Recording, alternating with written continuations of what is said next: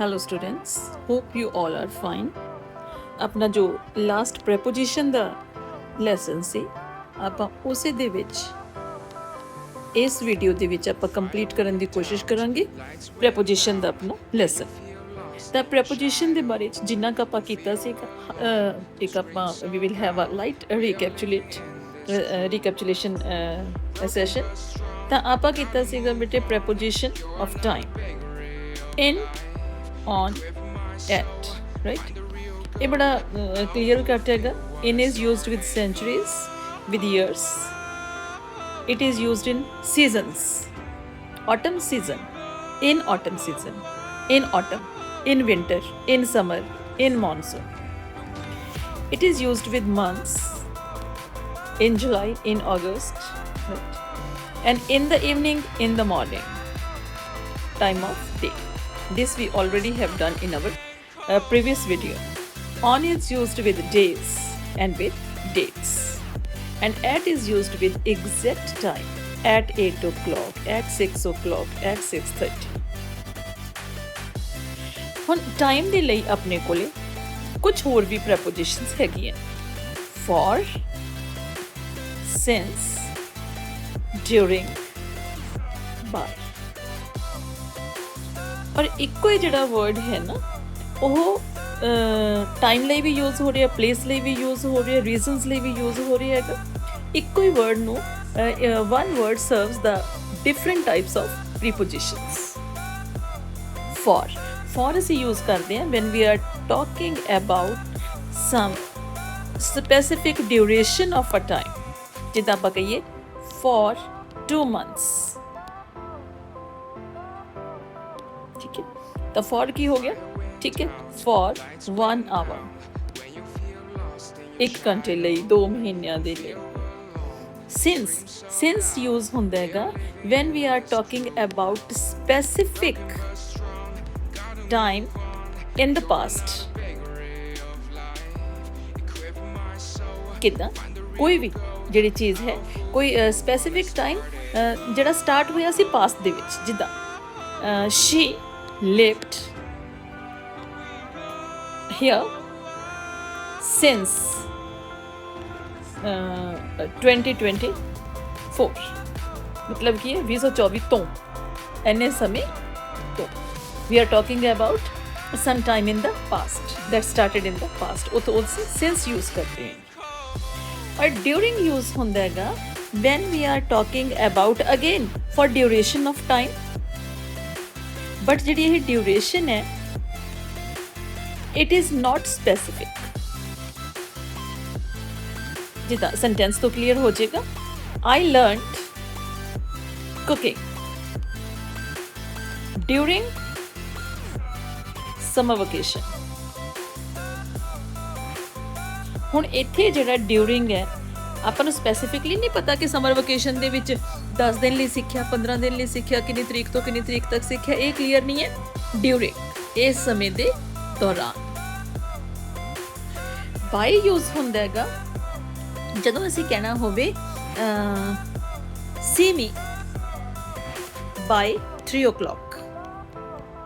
ਮਤਲਬ ਕੀ ਹੈ ਕਿ ਮੈਨੂੰ 3 ਵਜੇ ਤੱਕ ਮਿਲ। ਇਹਦਾ ਮਤਲਬ ਹੁੰਦਾ ਹੈ ਕਿ ਤੱਕ, ਨਾਟ ਲੇਟਰ ਦੈਨ। ਮੀਨਿੰਗ ਇਹਨੂੰ ਇੱਦਾਂ ਕਲੀਅਰ ਕਰਾਂਗੇ ਕਿ 3 ਵਜੇ ਤੱਕ ਮਤਲਬ ਕੀ ਹੈ ਕਿ 3 ਵਜੇ ਤੋਂ ਲੇਟ ਨਹੀਂ ਹੋਣਾ। ਤਾਂ ਟਾਈਮ ਦੇ ਲਈ for, since, during and by. Next ਆਪਾਂ ਕੀਤਾ ਸੀ ਪਲੇਸ। ਇੱਕ ਵਾਰੀ ਫਿਰ ਥੋੜਾ ਜਿਹਾ ਕਰਾਂਗੇ, ਬਟ ਆਪਾਂ ਕੀਤਾ ਸੀਗਾ ਇਨ, ਔਨ। ਤਾਂ ਇਨ ਜਿਹੜਾ ਹੈਗਾ ਉਹ ਯੂਜ਼ ਹੁੰਦਾ ਹੈਗਾ ਇਨਕਲੋਜ਼ਡ ਸਪੇਸ ਦੇ। ठीक है, go to the previous video and you will get the detailed lesson on the prepositions of place। on use ਹੁੰਦਾ ਹੈਗਾ when we are talking about some surface। और at ਹਮੇਸ਼ਾ use ਹੁੰਦਾ ਹੈਗਾ for specific place, for addresses। previous video ਦੇ ਵਿੱਚ ਸਾਰਾ ਕੁਝ ਬੜੀ ਡਿਟੇਲ ਦੇ ਵਿੱਚ ਕਲੀਅਰ ਹੈ। ਉਸ ਤੋਂ ਬਾਅਦ ਆਪਾਂ ਇਹਦੇ ਵਿੱਚ ਹੀ ਕੀਤਾ ਸੀ ਪਲੇਸ ਦੇ ਵਿੱਚ over and our, under and below. Over and above ਹੁੰਦਾ ਹੈਗਾ, ਉੱਪਰ ਦੀ ਗੱਲ ਕਰਦੇ ਆਂਗੇ, ਠੀਕ ਹੈ, higher than something else. ਤੇ ਅੰਡਰ ਯੂਜ਼ ਹੁੰਦਾ ਹਮੇਸ਼ਾ ਜਦੋਂ ਆਪਾਂ ਨੀਚੇ ਦੀ ਗੱਲ ਕਰਦੇ ਆਂਗੇ, lower than something, ਕਿਸੇ ਚੀਜ਼ ਦੇ ਨਾਲੋਂ ਨੀਚੇ. ਹੁਣ ਡਿਫਰੈਂਸ ਕੀ ਹੈ? Under is used for concrete objects, right? The dog is under the table. But below ਅਸੀਂ use ਕਰਨਾ when we are talking about measuring units. ठीक है, he got below average marks. Average marks ਤੋਂ ਵੀ ਉਹਨੂੰ ਘੱਟ ਆਏ, ਤਾਂ ਆਪਣੇ ਕੋਲੇ ਜਿਹੜਾ ਹੈ ਇੱਕ ਮੈਜ਼ਰਿੰਗ ਹੋਏਗੀ, ਠੀਕ ਹੈ? ਜਿਵੇਂ temperature is below freezing point, ਤਾਂ ਫਰੀਜ਼ਿੰਗ ਪੁਆਇੰਟ ਕੀ ਹੈਗਾ ਕਿ ਉਸ ਤੋਂ ਵੀ ਨੀਚੇ ਹੈ. ਉਸੇ ਤਰੀਕੇ ਨਾਲ ਅਬਵ ਐਂਡ ਓਵਰ. ਅਬਵ ਹਮੇਸ਼ਾ ਹੁੰਦਾ ਹੈਗਾ that is not touching, not in contact something, ਜਿਹੜੀ ਆਪਣੇ ਉੱਪਰ ਰਹੇਗੀ ਬਟ ਨਾਟ ਇਨ ਕੰਟੈਕਟ, ਉਹ ਸਾਨੂੰ ਟੱਚ ਨਹੀਂ ਕਰ ਰਹੀ ਹੈਗੀ. ਓਵਰ ਜਿਹੜਾ ਹੈਗਾ ਇਟ ਐਕਸਟੈਂਡਸ ਬਿਯੋਂਡ. ਉਹ ਅਬਵ ਤੋਂ ਵੀ ਜਦੋਂ ਅਸੀਂ ਉੱਪਰ ਗੱਲ ਕਰਦੇ ਆਂਗੇ, ਇਟ ਐਕਸਟੈਂਡਸ ਅਕ੍ਰੋਸ. ਇੱਕ ਜਿਹੜੀ ਦੂਸਰੀ ਚੀਜ਼ ਹੈ ਇਹਦੇ ਵਿੱਚ ਯਾਦ ਰੱਖਣ ਵਾਲੀ ਕਿ ਓਵਰ ਜਿਹੜਾ ਹੈਗਾ we use when something is in motion overhead. ਆਪਾਂ ਕਹਿੰਦੇ ਆਂਗੇ the plane flew over the mountains. The mountain, ਹੁਣ ਪਹਾੜ ਦੇ ਨਾਲ ਪਲੇਨ ਉੱਪਰ ਦੀ, ਠੀਕ ਹੈ, ਪਰ ਉਹ ਟੱਚ ਤਾਂ ਨਹੀਂ ਕਰ ਰਿਹਾ. ਔਰ ਦੂਸਰੀ ਗੱਲ ਮੋਸ਼ਨ ਦੇ ਵਿੱਚ, something when it is motion. Above ਅਸੀਂ ਕਿੱਥੇ ਯੂਜ਼ ਕਰਨਾ ਹੈਗਾ? when we are simply talking about, right? The fan is above my head.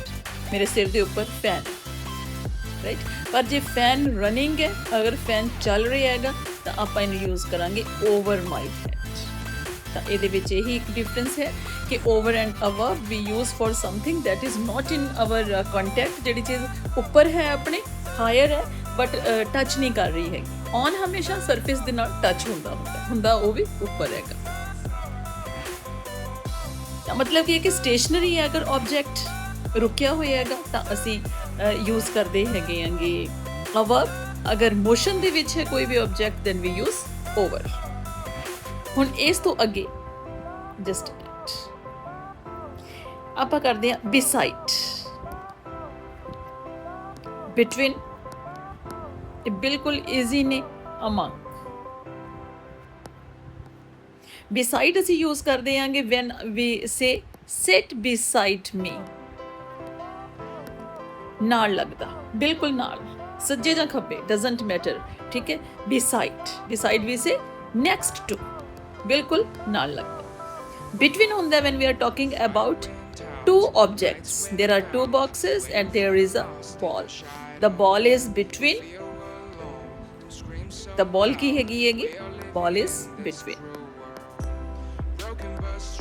But ਜਦੋਂ ਆਪਣੇ ਕੋਲੇ ਬਹੁਤ ਸਾਰੇ boxes ਨੇ, we have a number of boxes, more than two. Simple thing is to say more than two, and ball is somewhere, ਕਿਤੇ ਨਾ ਕਿਤੇ ਪਈ ਹੈ. So we say ball is among the boxes, right? I was sitting among my students. मैं अपने students ਦੇ ਵਿਚਕਾਰ ਬੈਠਿਆ ਸੀ. A number of students, so we will use among. Between, the child is sitting between his mother and father. ਹੁਣ ਬੱਚਾ ਕਿੱਥੇ ਬੈਠਾ ਹੈਗਾ? ਮਦਰ ਤੇ ਫਾਦਰ ਦੇ ਵਿਚਕਾਰ.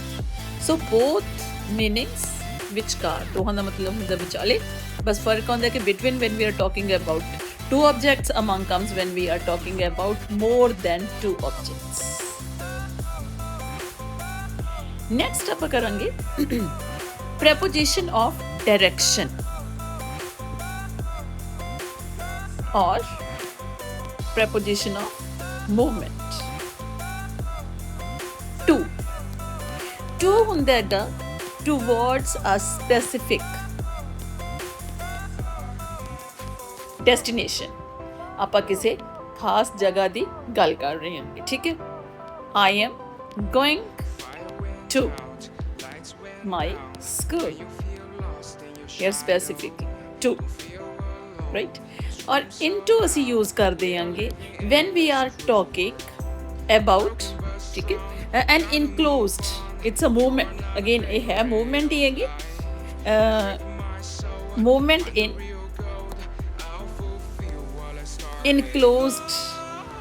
enclosed space. He walked into the room. into room enclosed space ਹੈਗੀ ਤਾਂ ਉਹਦੇ ਵਿੱਚ ਇੱਕ ਮੂਵਮੈਂਟ ਹੈਗੀ। ਫਿਰ ਉਹ ਮੇਨਲੀ ਇਹੀ ਚੀਜ਼ ਯਾਦ ਰੱਖਣ ਵਾਲੀ ਹੁੰਦੀ ਹੈ ਕਿ ਵਰਬ ਜਿਹੜਾ ਹੈਗਾ ਉਹ ਸਟੇਸ਼ਨਰੀ ਹੈ ਜਾਂ ਵਰਬ ਇਨ ਮੋਸ਼ਨ ਹੈ। ਇੱਕ ਹੋਰ ਵਰਡ ਯੂਜ਼ ਹੁੰਦਾ ਹੈਗਾ ਥਰੂ। ਥਰੂ ਹੁੰਦਾ ਹੈਗਾ ਜਿੱਦਾਂ ਆਪਾਂ ਕਹੀਏ from one side to another, to other side। ਹੁਣ ਸੇਮ ਹੈਗਾ across, from one side to other side, but ਇਹ ਹਮੇਸ਼ਾ ਹੁੰਦਾ ਇੱਕ ਫਲੈਟ ਸਰਫੇਸ ਦੇ ਉੱਪਰ, ਰਾਈਟ, ਵਿਦਆਊਟ, ਆਪਾਂ ਇਹ ਕਹਿ ਦਈਏ ਕਿ ਉਹਦੇ ਉੱਪਰ ਛੱਤ ਨਹੀਂ ਹੋਏਗੀ, ਰੂਫ ਨਹੀਂ ਹੋਏਗੀ, ਠੀਕ ਹੈ, ਕੋਈ ਕਵਰਿੰਗ ਨਹੀਂ ਹੋਏਗੀ ਉੱਪਰ। ਬਟ ਜਦੋਂ ਅਸੀਂ ਥਰੂ ਕਹਿੰਦੇ ਹੈਗਾ ਵੀ ਹੈਵ ਕਵਰਿੰਗ, ਜਿਵੇਂ ਆਪਾਂ ਕਹਿੰਦੇ ਹਾਂਗੇ the train is moving through the tunnel. ਹੁਣ ਟਨਲ ਕੀ ਹੁੰਦੀ ਹੈ? ਸੁਰੰਗ ਹੁੰਦੀ ਹੈ, ਰਾਈਟ, ਇੱਕ ਓਪਨਿੰਗ ਤੋਂ ਦੂਸਰੇ ਪਾਸੇ ਨੂੰ ਜਦੋਂ ਕੋਈ ਚੀਜ਼ ਜਾਂਦੀ ਹੈਗੀ। ਅਕ੍ਰੋਸ ਕੀ ਹੈਗਾ? ਅਕ੍ਰੋਸ ਦ ਰਿਵਰ, ਦਰਿਆ ਹੈਗਾ ਤਾਂ ਦਰਿਆ ਦੇ ਉੱਪਰ ਕੋਈ ਕਵਰਿੰਗ ਨਹੀਂ ਹੈਗੀ, ਓਪਨ ਹੈ, ਪਰ ਹੈ ਉਹੀ ਕਿ ਇੱਕ ਪਾਸੇ ਤੋਂ ਦੂਸਰੇ ਪਾਸੇ ਨੂੰ ਜਾਣਾ। ਅਲੋਂਗ, ਇਹ ਪਿਛਲੀ ਵੀਡੀਓ ਦੇ ਵਿੱਚ ਵੀ ਦੱਸਿਆ ਸੀਗਾ, ਅਲੋਂਗ ਜਿਹੜਾ ਹੈਗਾ ਕਿਸੇ ਵੀ ਫਲੈਟ ਸਰਫੇਸ ਦੇ ਨਾਲ ਨਾਲ, ਆਹ ਵਾਲੀ ਜਿਹੜੀ ਮੂਵਮੈਂਟ ਹੈ ਦਿਸ ਇਜ਼ ਅਲੋਂਗ। ਅਕ੍ਰੋਸ ਜਿਹੜੀ ਮੂਵਮੈਂਟ ਹੈਗੀ it is from one side to another, ਆਹ ਵਾਲੀ ਜਿਹੜੀ ਮੂਵਮੈਂਟ ਹੈਗੀ ਦਿਸ ਇਜ਼ ਅਕ੍ਰੋਸ, ਹੈਗੀ ਦੋਵੇਂ ਹੀ ਆਪਾਂ ਇਹ ਕਹੀਏ ਕਿ ਫਲੈਟ ਸਰਫੇਸ ਦੇ ਉੱਪਰ, ਠੀਕ ਹੈ। ਕੋਈ ਵੀ ਆਪਾਂ ਇਹ ਕਹੀਏ ਕਿ ਅਨਕਵਰਡ ਹੈਗਾ ਜਦੋਂ ਸਰਫੇਸ, ਹਾਂਜੀ ਕਵਰਡ ਹੈ ਤਾਂ ਅਸੀਂ ਥਰੂ ਲਿਖਾਂਗੇ। ਨੈਕਸਟ ਆਉਂਦੀ ਹੈਗੀ ਇੱਕ ਹੋਰ ਇਹਦੇ ਵਿੱਚ ਹੈ ਡਾਇਰੈਕਸ਼ਨ ਦੇ ਵਿੱਚ ਟੂਵਰਡ ਐਂਡ ਟੂਵਰਡਸ। ਕਾਫੀ ਕਨਫਿਊਜ਼ਨ ਹੁੰਦੀ ਹੈ ਸਟੂਡੈਂਟਸ ਨੂੰ ਉਹਦੇ ਵਿੱਚ, toward and towards. It is ਇਹ ਟੂ ਦਾ ਹੀ ਨੈਕਸਟ ਹੈ, ਜਿਵੇਂ ਆਪਾਂ ਕਹਿੰਦੇ I'm going to school, I'm going to school, right. But ਜਦੋਂ ਆਪਾਂ ਕਿਸੇ ਸਪੈਸੀਫਿਕ ਜਗ੍ਹਾ ਦੀ ਗੱਲ ਕਰਦੇ I'm going to school, that is ਆਪਾਂ ਇਹ ਕਹੀਏ ਕਿ ਇੱਕ ਸਿੰਪਲ ਇੱਕ ਜਨਰਲ ਜਿਹਾ ਆਈਡੀਆ ਹੈਗਾ, right. I am going toward school. ਹੁਣ ਇੱਥੇ ਕੀ ਹੈ, ਸਿਰਫ ਮੀਨਿੰਗ ਸਮਝਣ ਦੀ ਲੋੜ ਹੈ। I am going to school, it means school is the only place where I have to go. ਤਾਂ ਸਕੂਲ ਇੱਥੇ ਕੀ ਹੈਗਾ, ਸਾਡਾ ਡੈਸਟੀਨੇਸ਼ਨ ਹੁੰਦਾ ਹੈਗਾ। ਆਮ ਗੋਇੰਗ ਟੂ ਹਸਪੀਟਲ, ਕਿਉਂਕਿ ਮੈਂ ਹਸਪੀਟਲ ਹੀ ਜਾਣਾ ਤੇ ਮੈਂ ਹਸਪੀਟਲ ਜਾ ਰਹੀ ਹਾਂ। ਆਮ ਗੋਇੰਗ ਟੂ ਪੁਲਿਸ ਸਟੇਸ਼ਨ ਹੀ ਜਾਣਾ ਤਾਂ ਜਾ ਰਹੀ ਹਾਂ। ਪਰ ਇੱਥੇ ਕੀ, ਆਈ ਐਮ ਗੋਇੰਗ ਟੂਵਰਡ ਸਕੂਲ, ਇੱਥੇ ਅਸਲ ਦੇ ਵਿੱਚ ਸਕੂਲ ਮੇਰਾ ਡੈਸਟੀਨੇਸ਼ਨ ਨਹੀਂ ਹੈਗਾ। ਹਾਂ, ਮੈਂ ਸਕੂਲ ਦੇ ਵੱਲ ਨੂੰ ਜਾ ਰਿਹਾ ਹਾਂਗਾ, ਜਾਣਾ ਤਾਂ ਮੈਂ ਕਿਤੇ ਹੋ ਰਿਹਾ ਹੈਗਾ, right. I am going toward school, ਤਾਂ ਟੂ ਸਕੂਲ ਉੱਥੇ ਹੈਗਾ ਜਦੋਂ ਸਾਡਾ ਡੈਸਟੀਨੇਸ਼ਨ ਹੀ ਉਹ ਆਬਜੈਕਟ ਹੋਵੇ, ਉੱਥੇ ਟੂ ਲਾਉਣੇ ਆਂਗੇ। ਜਦੋਂ ਜਿਹੜਾ ਆਬਜੈਕਟ ਹੈ ਸਾਡਾ ਡੈਸਟੀਨੇਸ਼ਨ ਨਾ ਹੋਵੇ, ਆਪਾਂ ਜਸਟ ਇਹ ਕਹਿੰਦੇ ਆਂਗੇ, ਆਪਾਂ ਹੋਰ ਸੈਂਟੈਂਸ ਲਿਖੀਏ, I am going toward market, ਮੈਂ ਮਾਰਕੀਟ ਵੱਲ ਨੂੰ ਜਾ ਰਿਹਾ, ਠੀਕ ਹੈ। ਜੇ ਆਪਾਂ ਕਹੀਏ I am going to market, ਇਹਦਾ ਮਤਲਬ ਕੀ ਹੈਗਾ ਕਿ ਮੈਂ ਮਾਰਕੀਟ ਜਾ ਰਿਹਾ ਕਿਉਂਕਿ ਮੈਂ ਕੋਈ ਸ਼ਾਪਿੰਗ ਕਰਨੀ ਹੈ, ਮੈਂ ਵੈਜਿਸ ਲੈਣੀਆਂ ਨੇ, ਮੈਂ ਫਰੂਟਸ ਲੈਣੇ ਨੇ, ਜਾਂ ਮੈਂ ਕੁਝ ਹੋਰ ਲੈਣਾ ਹੈਗਾ। ਟੂਵਰਡ ਹੈ ਜਸਟ ਆਪਾਂ ਜਾ ਰਹੇ ਹਾਂ, but not for the specific purpose. ਜਿਸ ਚੀਜ਼ ਦੇ ਲਈ ਉਹ ਜਗ੍ਹਾ ਬਣੀ ਹੋਈ ਹੈ ਉਹਦਾ ਸਾਨੂੰ ਸਪੈਸੀਫਿਕ ਉਹਦੇ ਨਾਲ ਕੋਈ ਮਤਲਬ ਨਹੀਂ ਹੈਗਾ, ਸਿਰਫ ਉਹਦੇ ਵੱਲ ਨੂੰ ਜਾ ਰਹੇ ਹਾਂ। ਤੇ ਟੂਵਰਡਸ ਜਿਹੜਾ ਹੈ, ਇੱਕ ਤਾਂ ਇਹਦੇ ਵਿੱਚ ਇਹ ਡਿਫਰੈਂਸ ਹੈਗਾ ਕਿ ਟੂਵਰਡ ਵਰਡ ਹੈ ਇਹ ਅਮਰੀਕਨਸ ਯੂਜ਼ ਕਰ ਰਹੇ ਨੇ, ਤੇ ਟੂਵਰਡਸ ਜਿਹੜਾ ਹੈ ਅਕੋਰਡਿੰਗ ਟੂ ਬ੍ਰਿਟਿਸ਼ ਜੋ ਗ੍ਰਾਮਰ ਅਸੀਂ ਫੋਲੋ ਕਰਦੇ ਹਾਂ ਤਾਂ ਪਹਿਲਾਂ ਟੂਵਰਡਸ ਵਰਡ ਹੀ ਸੀ, ਹੁਣ ਉਹ ਜਿਹੜਾ ਹੈਗਾ ਟੂਵਰਡ ਨੇ ਰਿਪਲੇਸ ਕਰ ਲਿਆ। ਸੈਕੰਡਲੀ ਅਗਰ ਇਹਦੇ 'ਚ ਕੋਈ ਥੋੜਾ ਡਿਫਰੈਂਸ ਆਪਾਂ ਕਰਨਾ ਵੀ ਚਾਹੀਏ ਤਾਂ ਅਦਰਵਾਈਜ਼ ਦੇਖੋ ਬੇਸਿਕਲੀ ਕੋਈ ਡਿਫਰੈਂਸ ਹੈ ਨਹੀਂਗਾ, ਠੀਕ ਹੈ। ਬਟ ਟੂਵਰਡ ਅਸੀਂ ਯੂਜ਼ ਕਰਨਾ ਹੈ when we are talking about some space, ਕਿਸੇ ਆਪਾਂ ਜਗ੍ਹਾ ਦੀ ਗੱਲ ਕਰ ਰਹੇ ਹਾਂ ਪਲੇਸ ਦੀ, ਤੇ ਟੂਵਰਡ ਅਸੀਂ ਯੂਜ਼ ਕਰਦੇ ਹਾਂ when we are talking about some attitude, ਠੀਕ ਹੈ। I am kind towards poor, मैं ਗਰੀਬਾਂ ਦੇ ਪ੍ਰਤੀ ਬਹੁਤ ਦਿਆਲੂ, ਆਮ ਕਾਈਂਡ ਟੂਵਰਡਸ ਪੂਅਰ। ਤਾਂ ਉੱਥੇ ਅਸੀਂ ਟੂਵਰਡ ਕਦੀ ਨਹੀਂ ਲਾਵਾਂਗੇ ਕਿਉਂਕਿ ਟੂਵਰਡ ਜਿਹੜਾ ਹੈਗਾ that is only and only, toward is only and only used for direction, toward is only and only used for direction. हाँ, towards ਜਿਹੜਾ ਹੈਗਾ it can be used for direction, it can also be used for some attitude. Clear? Last but not the least, we will do the prepositions that we used for means of transport. ਉਹ prepositions ਜਿਹੜੀਆਂ ਅਸੀਂ means of transport ਦੇ ਲਈ use ਕਰਦੇ, ਜਿੱਦਾਂ ਆਪਾਂ ਕਹਿੰਦੇ ਆ he is coming by air, he is coming by bus, I'm traveling by car, I'm traveling by, right? ਤਾਂ by ਦੂਸਰਾ ਯੂਜ਼ ਹੁੰਦਾ ਹੈਗਾ in, ਠੀਕ ਹੈ, ਔਰ even on। ਹੁਣ by ਜਿਹੜਾ ਹੈ it is always used when we are talking about public transport. In and on we use when we are talking about private transport, right? I am traveling in my car, मैं अपनी car ਦੇ ਵਿੱਚ। I am traveling by car, ਤਾਂ ਇੱਥੇ ਕਾਰ ਜਿਹੜੀ ਹੈਗੀ ਹੈ ਉਹ ਕੈਬ ਹੈ, ਉਹ ਪਬਲਿਕ ਟਰਾਂਸਪੋਰਟ ਹੈ ਜਾਂ ਅਸੀਂ ਉਹ ਹਾਇਰ ਕੀਤੀ ਹੈ, ਸਾਡੀ ਆਪਣੀ ਨਹੀਂ ਹੈਗੀ ਹੈ। ਤਾਂ ਬੇਸਿਕ ਡਿਫਰੈਂਸ ਇਹ ਹੈ ਕਿ by is used when we are talking about public transport, when the transport is not our own, ਸਾਡੀ ਪਰਸਨਲ ਨਹੀਂ ਹੁੰਦੀ। in ਤੇ on we use for the private transport, ਜੋ ਟਰਾਂਸਪੋਰਟ ਸਾਡੀ ਆਪਣੀ ਹੈ। ਹੁਣ in ਤੇ on ਦੇ ਵਿੱਚ ਕੀ ਡਿਫਰੈਂਸ ਹੈ? in is basically used for car, for van, for ambulance, for bus, right? ਤੇ on ਜਿਹੜਾ ਯੂਜ਼ ਹੁੰਦਾ ਹੈ, on we use for specific transport, ਜਿਵੇਂ I will come on 7:30 ਬੱਸ। ਹੁਣ ਇਹਦਾ ਮਤਲਬ ਕੀ ਹੈ ਕਿ ਬੱਸ ਤੇ ਆਉਂਗਾ, ਕਿਹੜੀ 7:30 ਵਾਲੀ ਬੱਸ ਤੇ, ਤਾਂ ਆਪਾਂ on ਲਾਵਾਂਗੇ, ਠੀਕ ਹੈ। I will come by ਬੱਸ ਅਸੀਂ ਲਾਵਾਂ ਕਿਉਂਕਿ ਬੱਸ ਤਾਂ ਹਮੇਸ਼ਾ ਹੀ ਪਬਲਿਕ ਟਰਾਂਸਪੋਰਟ ਹੁੰਦੀ ਹੈ, ਅਸੀਂ ਬਾਏ ਲਾਵਾਂਗੇ ਸਿੰਪਲੀ। ਪਰ ਜੇ ਅਸੀਂ ਬੱਸ ਨੂੰ ਸਪੈਸੀਫਾਈ ਕਰਤਾ, ਠੀਕ ਹੈ, ਤਾਂ ਫਿਰ ਉਹ ਕੀ ਹੈਗਾ ਔਨ ਹੋ ਜਾਏਗਾ। ਨੈਕਸਟ ਐਗਜ਼ਾਮਪਲ ਦੇਖੋ, he travels by train, he travels on Vande Bharat train. ਜੇ ਅਸੀਂ ਟ੍ਰੇਨ ਨੂੰ ਸਪੈਸੀਫਾਈ ਕਰਤਾ ਫਿਰ ਅਸੀਂ ਔਨ ਲਾਵਾਂਗੇ, ਅਦਰਵਾਈਜ਼ ਆਪਾਂ ਹਮੇਸ਼ਾ ਪਬਲਿਕ ਟਰਾਂਸਪੋਰਟ ਦੇ ਲਈ ਬਾਈ ਲਾਉਂਦੇ। ਇੱਕ ਇੰਪੋਰਟੈਂਟ, ਰਾਈਟ, ਔਨ ਫੁੱਟ,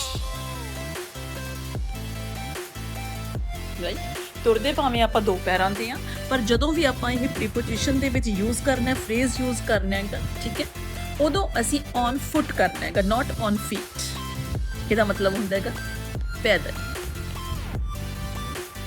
ਠੀਕ ਹੈ, ਔਨ ਬਾਈ ਫੀਟ ਕਦੀ ਨਹੀਂ ਆਏਗਾ ਕਿਉਂਕਿ ਪੈਰ ਸਾਡੇ ਆਪਣੇ ਨਹੀਂ, ਬਟ ਔਨ ਆਏਗਾ। ਔਨ ਮਾਈ ਬਾਈਕ, ਹਾਂ, ਜੇ ਮੇਰੀ ਬਾਈਕ ਨਹੀਂ ਹੈਗੀ ਫਿਰ ਬਾਈ। He likes to visit the places by ਉਹਨੂੰ ਬਾਈਕ ਦੇ ਉੱਪਰ ਜਾਣਾ ਪਸੰਦ ਹੈ। ਜਸਟ ਆਪਾਂ ਗੱਲ ਕਰ ਰਹੇ ਹਾਂ, ਬਟ ਜੇ ਉਹੀ ਚੀਜ਼ ਪਰਸਨਲ ਹੋਗੀ ਤਾਂ ਆਪਾਂ ਯੂਜ਼ ਕਰਦੇ ਆਂਗੇ ਹਮੇਸ਼ਾ, ਠੀਕ ਹੈ। ਔਨ 에ਅਰ ਇੰਡੀਆ, ਜੇ ਅਸੀਂ ਪਲੇਨ ਦਾ ਨਾਮ ਸਪੈਸੀਫਾਈ ਕਰਤਾ ਤਾਂ ਔਨ, ਠੀਕ ਹੈ, ਅਦਰਵਾਈਜ਼ ਸਿੰਪਲੀ ਬਾਈ ਪਲੇਨ। ਹੋਪ ਇਹ ਜਿਹੜੀ ਹੈ ਅੱਜ ਦੇ ਲੈਸਨ ਦੇ ਨਾਲ ਪ੍ਰੈਪੋਜੀਸ਼ਨਸ ਦੀ ਕਾਫੀ ਕਲੈਰਿਟੀ ਤੁਹਾਨੂੰ ਹੋ ਗਈ ਹੋਣੀ ਹੈਗੀ। ਸੋ stay with me for the rest of parts of speech. In the next lesson we will do, in the next video we will do conjunctions. Stay tuned, stay happy. Thanks a lot.